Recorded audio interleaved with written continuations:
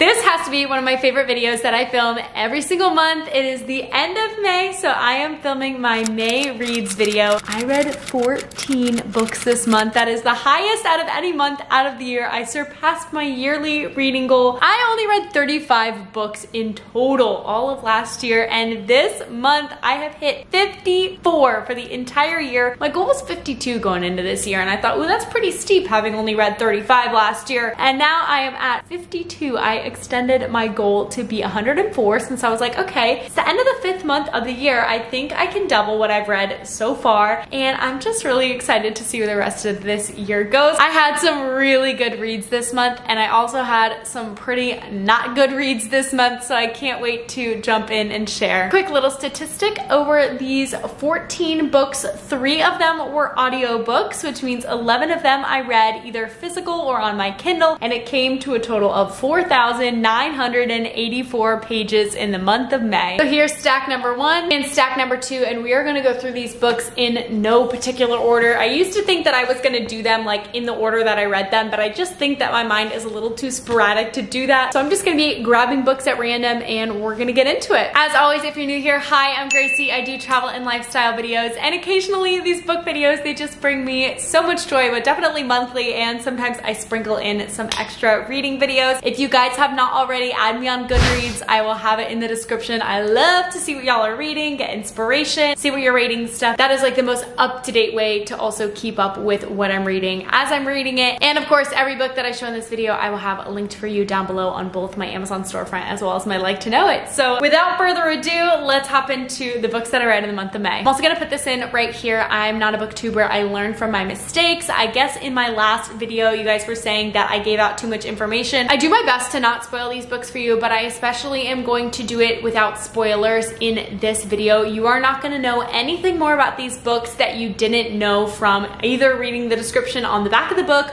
or on the website, and I won't go into total detail about these, but basically just talk about my experience with the book and all the basic information you find out about it, like I said, from the back or the website. If you still don't want to know that much about the book, maybe this isn't the video for you, but I'm not going to do any spoilers of things that you can't find out right off the bat. So very sorry if you all thought I did that last time. Okay, so as I was holding it to show you an example, we're gonna start with one of the books I read almost last or toward the end of the month, Archer's Voice. I have had this physical copy of this book sitting on my bookshelf since January, maybe February. I had seen it so many times on Reels, on Shorts, on TikTok, people saying they wish that they could read this book again for the first time, or like books that they wish they could read over and over, or books that broke their heart. And I said, oh my goodness, this book is talked about so much, I'm just gonna go buy it. I think it was like $7 at Target. I feel like this book is always going on sale, but this is Archer's Voice by Mia Sheridan, and let me just say, knife to the heart, I knew it. That's like a basic thing that you kind of know going into this book, and if you don't, oh my goodness, there's my first spoil of this video, but I'm assuming you've probably heard of Archer's Voice before. You probably heard people talking about it, and it is so good. I didn't think I was gonna like the main character. I really do love a strong male lead, and Archer is a strong male lead in a totally different sense than most of the other books that you read as romance novels. This book is about Bree and Archer, of course. Bree has a traumatic experience in her life and decides to just pack up her car and get away from everything for a little bit, and ends up in a teeny tiny little town in Maine, just across the lake from another huge tourist town. She ends up in the locals town and decides to sort of restart her life over there, until of course she meets Archer, who doesn't communicate with anybody, but his family is still pretty connected into the town, but he's described more as a loner and somebody who keeps to himself, and it's sort of about their unexpected relationship between the new girl and the guy that nobody really knows deep down, because he also had some traumatic stuff as a child. Let me just tell you, the twist in this book at the end, like this is not a book that I assumed was gonna have a twist in it. You always know about 3/4 through a romance book,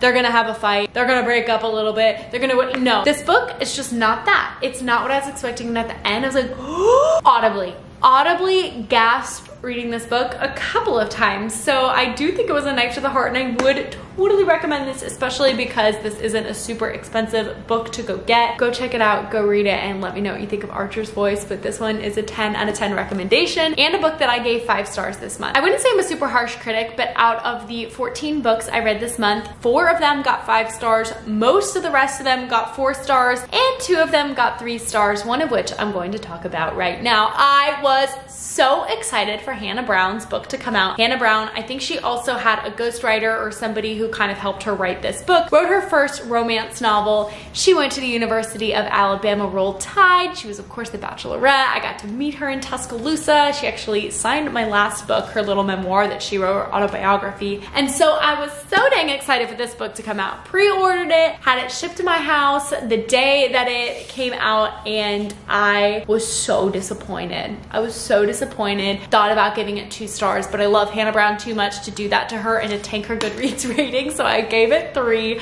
I would say it's probably a 2.5-star book for me. It's a romance novel, right? Like, it can't be that bad. Wrong.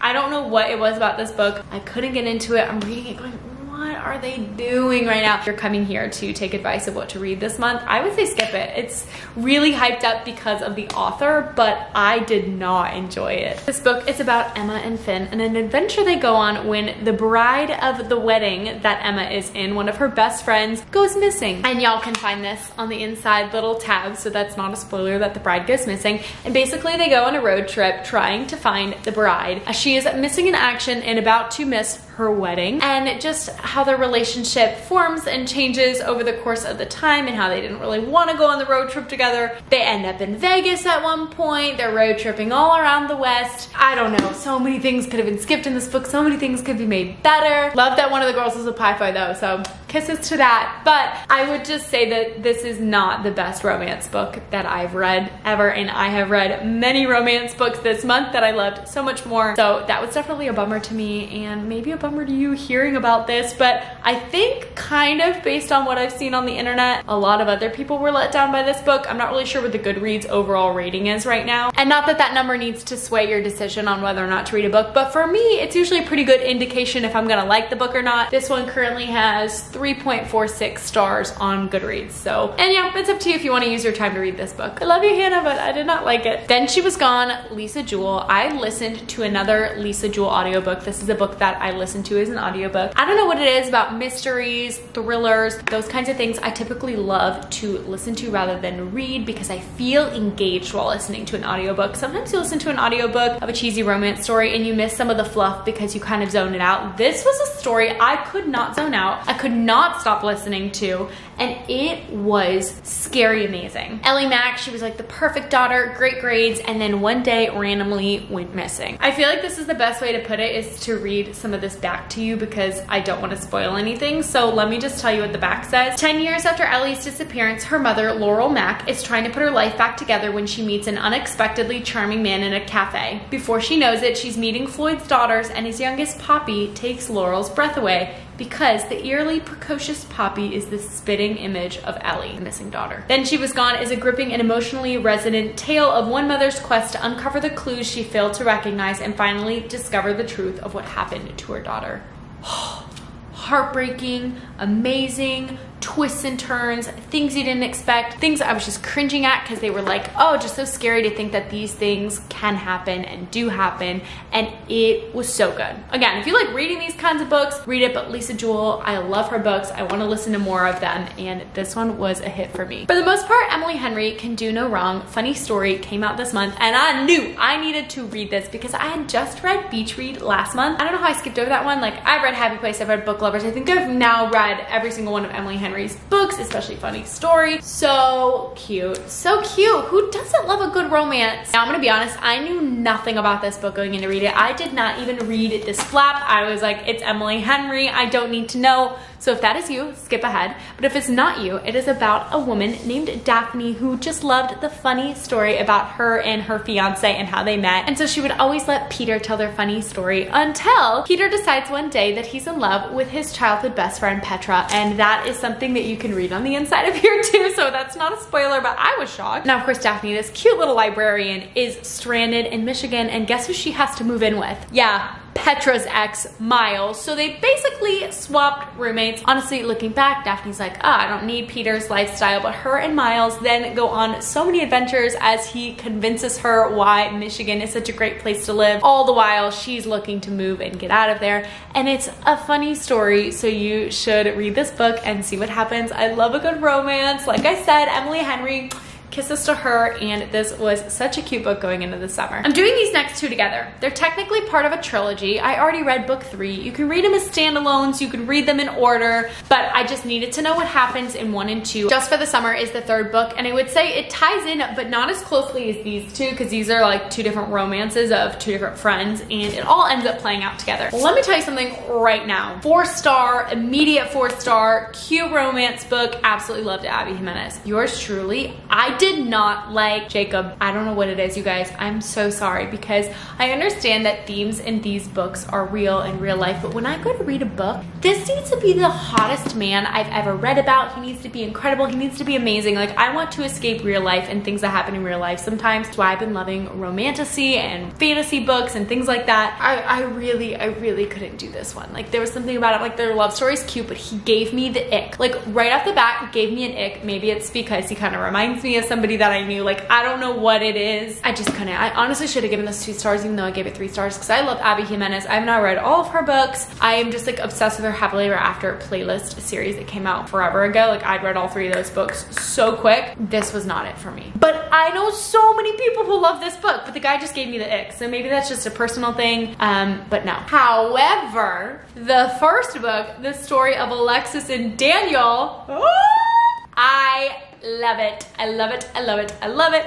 He is just so precious in such a different way, but like, I don't know how to explain it, but this book was 10 times better than yours truly. I really enjoyed this cute romance novel, and she's kind of a cougar. Alexis is kind of a cougar in this. Daniel is 10 years younger than her, and I was like, I have never read a book where the plot, they have such a big age gap and yet they make it work. I don't know, there was just something about it that just struck me so well. He's like a hot, sexy carpenter in this small town. And also, of course, the part of your world is like, she's so posh and he's a carpenter in a small town. So I don't know, there was something about it I just loved. I was swooning over these pages, Abby. So amazing, and would definitely recommend this book if you're looking for a fun, different romance novel. I feel like I have so many romance novels to go through, and I kind of want to break them up with other books, but let's do one more romance before I head to a non-romance book. The Layover, a quick, short little read. Got this one from the library, really short and sweet, about a flight attendant and a pilot and their layover and things that happen on their layover, and they may get stranded, they may not get stranded, they may fall in love, they may not. It's a romance book. You tell me what happens here. I really came to liking this book. So this is a quick, short and sweet romance novel. Would recommend if you love to travel, love to hear about things. It is set in Belize, and it was such a fun, quick read. Audiobook number 2 for the month, Yellowface by R.F. Kuang. I had this both as a book and an audiobook, and I got around to the audiobook first. And sometimes that happens. That's exactly what's happening with me with this current month's audiobook that I'm listening to right now. I had both versions. I decided to listen to it. That's what happened with Yellowface. This was a really popular book. It was something that I wanted to read, but was more likely to listen to than read, because I had a lot of books I wanted to physically read. Anyway, long story short, I listened to Yellowface. I really love the narrator. Sometimes the narrator really does it for you, whoever's reading the audiobook, and this also proves true with the other audiobook that I listened to this month. Honestly, all 3 of them this month. But this is the story of June Hayward and Athena Liu. June Hayward, white girl, brown hair. Athena Liu, Asian descent. Another thing I'm gonna do is read you some of this, because I feel like this is the best way to describe this book without spoiling it. I'm gonna skip forward a little. When June witnesses Athena's death in a freak accident, she acts on impulse. She steals Athena's just finished masterpiece, an experimental novel about the unsung contributions of Chinese laborers during World War I. So what if June edits Athena's novel and sends it to her agent as her own work? So what if she lets her new publisher rebrand her as Juniper Song, complete with an ambiguously ethnic author photo? Doesn't this piece of history deserve to be told, whoever the teller? That's what June claims, and the New York Times bestseller list seems to agree. So it's a very interesting story about how her work does better under this alias and this name and this ambiguity of Asian descent. So I thought it was a really good book. It's first person, and you just really feel the thoughts of June in here, and some of her thoughts I'm like, oh girl, I would not be putting that down in a diary. Like, I'm reading this book like it's a diary. But it was really well done. I enjoyed it as an audiobook, and I definitely think it's a bit of a different read, and you should check it out. We need to talk about my favorite read of the month. My favorite read of the month.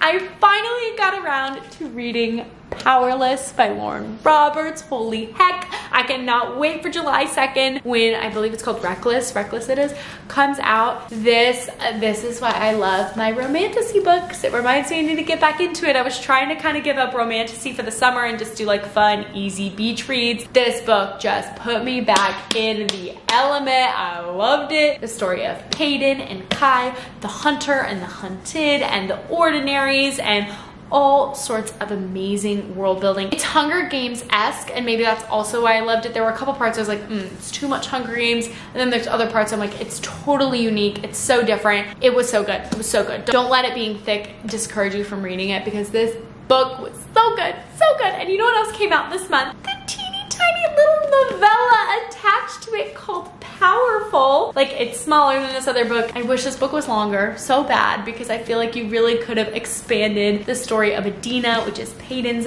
best friend. But you definitely have to read this one after this. At first I was like, oh, do you read this before? And no, definitely it will spoil this book, and you don't want to spoil this masterpiece. But I think that this is going to be really helpful leading into the second book. So like, I have a feeling that Mac, one of the male characters introduced in this book, is really gonna play a big part in the second official book in the series. So I think that that's why she released something like this. I could be wrong, I have no idea, but I do think it was a great little addition. So you have to read these. You have to read these, especially because the next book comes out July 2nd. So freaking good. Another book I've been seeing all over my social media feed, Lynn Painter's Better Than the Movies. It's a cheesy rom-com written as a book. It really is. It's got a lot of rom-com references. It's got quotes at the top of every chapter from a different rom-com. For example, like this quote from Bridget Jones' Diary. There's all kinds of cute little references in here. It's a cute book. It's an easy read. It's a romance novel, but I will say it's set in high school, and I feel like these days when I read romance novels that are set in high school, like, it really just puts me off. So that I think is kind of what dinged it for me, is because I don't really care about prom. I don't really care about all that stuff. I feel like I was maybe too old to be reading this book. I don't know, maybe if you like reading about high school romances, but for me it was kind of, it was cute. It was a cute little read. Got it through the library, so I didn't spend any money on it. No harm, no foul. Don't think I wasted my time, but wouldn't say that this is like the most mind-blowing romance book ever. But I do want to check out more of Lynn Painter's books. I also think that later this year there is another book coming out in this series. Will I read it? I'm not sure. Like, it's not one of those things where I'm like, I can't wait for the next ones to come out. I can't wait to find out what happens. It was just cute enough. Okay, third audiobook. This one was a short and sweet audiobook. I think a little over 6 hours, and I was reading this while moving out of my apartment, or in the process of moving out. Matthew McConaughey's Greenlights. My mom recommended this to me. She's like, if you love Matthew McConaughey in movies, he voices the audiobook too, and that's what made it. I didn't read this book. I bought it for this video, but obviously they've got cute little pictures and other things that I've enjoyed looking through that obviously you can't see with the audiobook. But the way Matthew McConaughey reads this book is 10 out of 10. Perfection. I gave it 5 stars. I just could not stop listening to it. He's funny, the way he says the things that he writes. You can really tell he wrote this book, and a lot of this book comes from his journals over the years. He's done a lot more than I thought he has, and so this was just such a fun and interesting read for me. Like I said, really lighthearted to listen to. I never wanted to take my headphones out. And so, like, do I recommend reading the book? No, because I think the experience comes from listening to it. So get this one as an audiobook. I had to wait for it a little bit, I think about a month through my library, but I was listening to other things at the time, and then it became available, and I was like, oh sure, it's 6 hours, let me see. Oh, I was like, Matthew McConaughey, you need to write more books. So Greenlights really surprised me, and I loved it. 2 more to go. First one, This Summer Will Be Different, Carly Fortune. Read her other 2 books. I loved the first one. I didn't really like the second one, and boom, bang, I loved this book. I ate this book up on a girls trip, so when we were all reading and tanning, like, I don't know, it was just the perfect book to read on a boat and to be tanning. Totally gets you in the summer mood. I love that Carly's books are set in Canada. I don't know what it is, but I feel like that's just not really common in any of the other books that I read. And this is a story that takes place between Toronto and Prince Edward Island. Lucy is the tourist vacationing at a beach house on Prince Edward Island. Felix is the local who shows her a very good time. The only problem is Lucy doesn't know he's her best friend's younger brother. Lucy and Felix's chemistry is unreal, but the list of reasons why they need to stay away from each other is long, and now they vow to never repeat that electric night.